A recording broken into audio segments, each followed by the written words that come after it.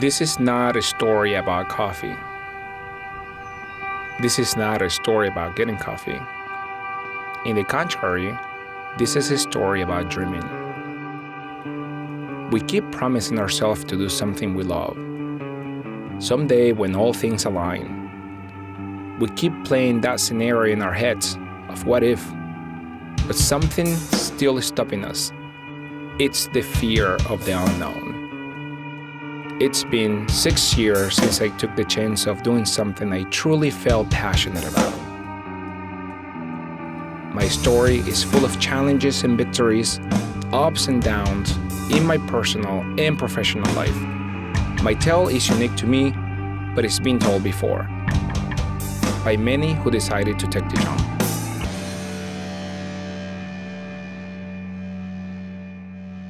My name is Daniel Noguera. My story of pursuing the thing I love starts with my grandmother. She brewed coffee every morning, and the smell of coffee to me represents more than that. It's the smell of home. The smell of laughter around the table, the tales she tells from the past, and the hurry up, you're going to be late for school again, puts everything in perspective.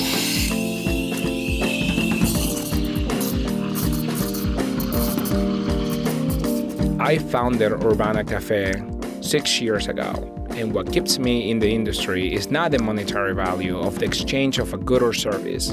What keeps me in is the simple human connection that happens over coffee. This all together adds to the familiar smell of home, and of course, my grandmother. This connection is not unique to me, but rather a shared experience that many entrepreneurs have. So we take the road to Arizona and California to talk to like-minded people and discover what fuels their projects. To do this right, first we need to introduce our trusted companion, the Guzzi. Moto Guzzi is an old company, very old. In fact, the oldest motorcycle company in Europe. Founded right after the war in 1921 by 2 airplane pilots and 1 mechanic, Carlo Guzzi, Giovanni Ravelli, and Giorgio Parodi. The V7 was first produced in the 60s and brought back in the early 2000s. This bike looks very similar to its predecessors, but with few additional modern touches like ABS and traction control. Powered by an air-cooled Traverse engine of 52 ponies, this engine of 744cc is just a little bit underpowered, but full of Italian attitude. This motorcycle is nothing but joy. It pulls to the side when throttled just like it did in the 60s. Carlo Guzzi, you're a genius, man.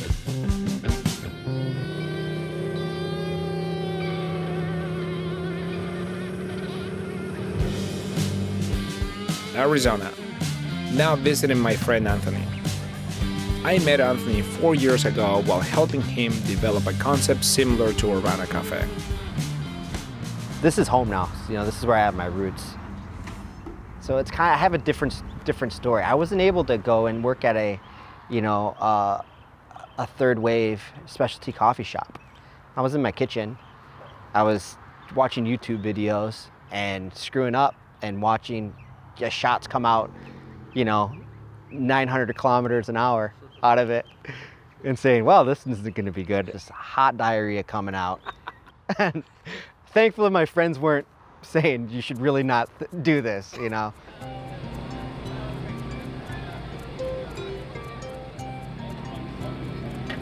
Passion is stronger than being tired, making money, or even having a work-life balance. This drives entrepreneurs not in coffee, but in general. It's a chase that comes with a fair amount of sweet and bitter moments. Anthony's energy and good sense of humor is intoxicating, and this is how he pushes through. I wanted to always have a shop and that everybody felt welcome. A good friend of mine who I worked with was like, dude, just call it Cafeo, cafe. Your friends call you Fio, Cafeo. So that was it. Cafeo was born. But this is the deal. If you're an entrepreneur, you never stop creating. Anthony's path doesn't stop with Cafio, but continues with Bell House. I moved back to Phoenix to paint in the studio and work as an artist full-time. And for a year, I learned quickly there was not good coffee nearby, you know? And I also wanted to have a gallery that I can expose my work in Arizona. And I stumbled upon Cafio Espresso. And I thought, there's no way this is in Arizona. Like, this is too cool for Arizona, you know? Never was it an idea to have the shop within our space. I just wanted to invite him to maybe post up, have a pop-up with his Vespa outside for maybe a show or something for our first Friday. But when he came to visit, we're in the space just like looking around, and as he's leaving, he's like, why don't we do something in here? And then that's when the light bulb went off. Being able to grow with Phoenix and actually be able to be a part of the community, it's night and day. Yeah, I would never, I was a part of the community with my corporate job, but not within the heights of serving coffee and you know, those connections that you make just by making somebody an espresso. We attract those that have the same similar wavelength. And that was an issue for me in the first year moving back to Phoenix, was that I wasn't able to, like, I hadn't found a creative core of people yet. But by creating this, they've come. And the people you just saw in here, they're all my friends, but I'm friends with them because of Bell House. And that's what's cool. See, what happens is that coffee is a ritual.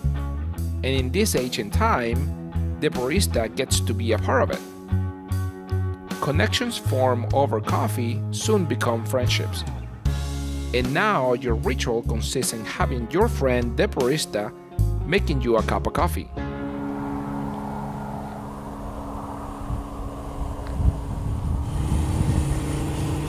I told you this story was not about coffee. Well, I lied a little. It's a bit about coffee, or at least how it's made. The Faema E61. Arguably the biggest breakthrough in espresso making, and also a contributor of making espresso an international hit. In 1961, Faema released this espresso machine, introducing many firsts, like new technology in water pump systems and group heads. This technology is still in use today. The most significant improvement was the water pump, capable of delivering 130 pounds of pressure per square inch to the group head. The group head was also improved, allowing water from the boiler to circulate through it and keeping temperatures more stable than previous lever machines. Even though 58 years have passed since this machine was first released, today it's not uncommon to find brave shops like Giant Rock Meeting Room in Yucca Valley, California, adopting this older technology, kicking it old school with style.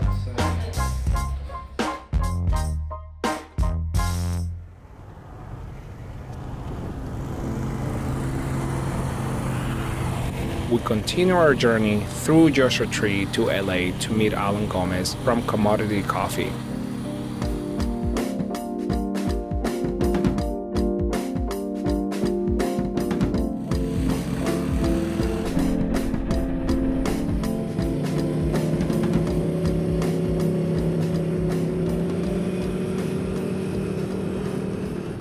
Like many of us, Alan Gomez started in a mobile setting and grew into a beautiful brick and mortar.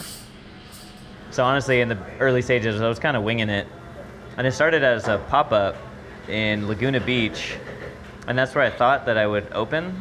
And then I came across this spot. Yeah, I just wanted to attract people who were like me, you know, coffee and beer, motorcycles, cars, all that stuff. Kind of just like a bonus where it's like, I didn't just make a space just for me, like I made a space for Long Beach. So that's pretty sick. Another trace of entrepreneurs is the drive for an adventure. Sometimes the numbers on the paper don't add up. Sometimes the numbers have not even put on paper. But that doesn't stop us. we are a rare breed between stubborn and tenacious. I made a business plan, but I literally have not looked at it one time since I started the business. Because it's like, you don't know how it's gonna happen. You can plan for whatever, but you don't really know how it's gonna be until you go through it. Yeah, like, it's funny, even when I learned how to ride a motorcycle, like, I just watched YouTube videos on like how to ride a motorcycle. And I just looked at how to shift and whatever. Like, I went and I bought my first bike on Craigslist and I just rode it home. I was like, well, I'll figure it out.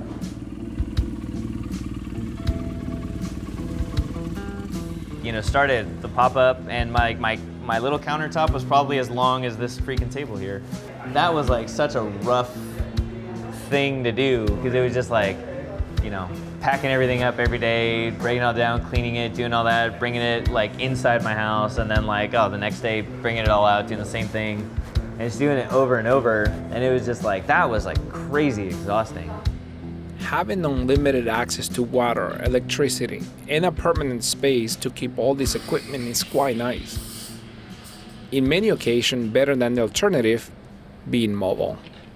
However, having all this comes with a new set of challenges, especially on the financial side.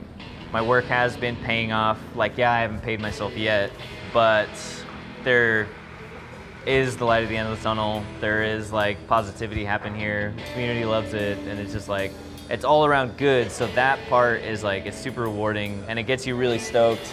And it's, for now, like, yeah, since I haven't had a paycheck yet, like, it is the thing that's getting me to the next day. Despite the financial struggle, Alan keeps pushing. He can't stop. The best feeling in the world whenever you can make somebody a cappuccino or a latte, and it turns out perfectly, and you can hand it to them with pride, and then they taste it and they're like, oh, it's amazing. We're motivated by making the perfect cup of coffee for the smile on the customer's face, but also for self-pride in our ability to deliver perfection. In that moment, all thoughts about money leaves our mind. Today, this business will stay open. The coffee will be brewed, customers will come asking for the Wi-Fi password. We will find a moment to enjoy this labor of love and maybe squeeze in time for a ride.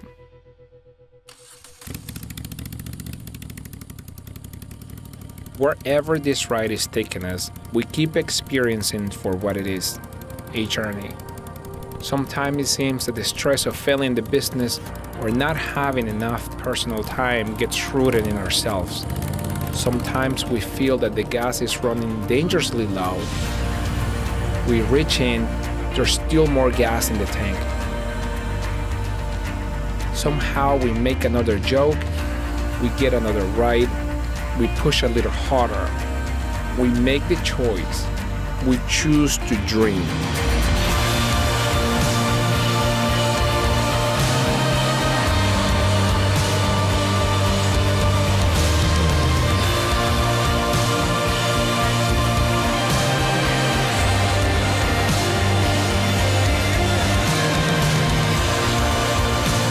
The connections that I've been able to make I mean, I'm forever grateful. And I go back to like the very beginning when I first moved back to California. I look at this now and I'm like, dude, there's so many people out there that would like kill for my position here. And I was like, dang, like I can't believe I got it.